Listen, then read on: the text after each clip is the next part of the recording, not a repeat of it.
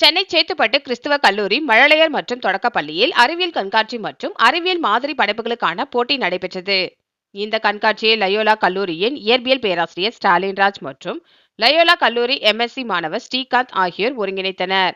இதில் சிறப்பு விருந்தினர்களாக லயோலா கல்லூரியின் இன்ஸ்டிடியூட் ஆப் பிரிட்டேனியன் எனர்ஜி லைஃப் துறை இயக்குனர் முனைவர் செல்வநாயகம், கொலஜன் நிறுவனத்தின் இயக்குனர் கௌஷிக் ஆகியோர் சிறப்பு விருந்தினராக கலந்து கொண்டு மாணவர்களிடையே உரையாற்றினார்கள்.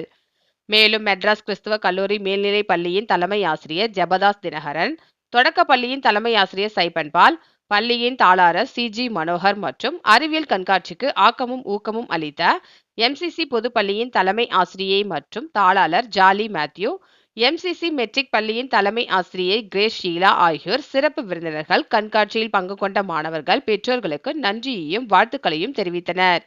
இந்த போட்டியில் யூனியன் கிறிஸ்துவ மெட்ரிக் மேல்நிலைப் பள்ளி மாணவர்கள் உருவாக்கிய தேவையற்றவைகளை நீக்கும் ரோபோ முதலிடமும், டான் பாஸ்கோ பள்ளி மாணவர்கள் உருவாக்கிய ஸ்மார்ட் ஃபார்மிங் என்னும் நவீன விவசாயம் இரண்டாவது இடமும், யூனியன் கிறிஸ்துவ மெட்ரிக் பள்ளி மாணவர் உருவாக்கிய ஸ்மார்ட் பார்க் மூன்றாவது பரிசையும் பெற்றனர்.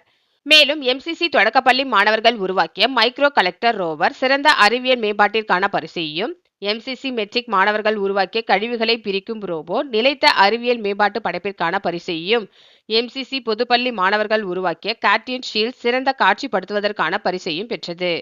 இதில் எம்சிசி மெட்ரிகுலேஷன், எம்சிசி மேல்நிலைப் பள்ளி, எம்சிசி தொடக்கப்பள்ளி மாணவர்கள் கலந்து கொண்டனர்.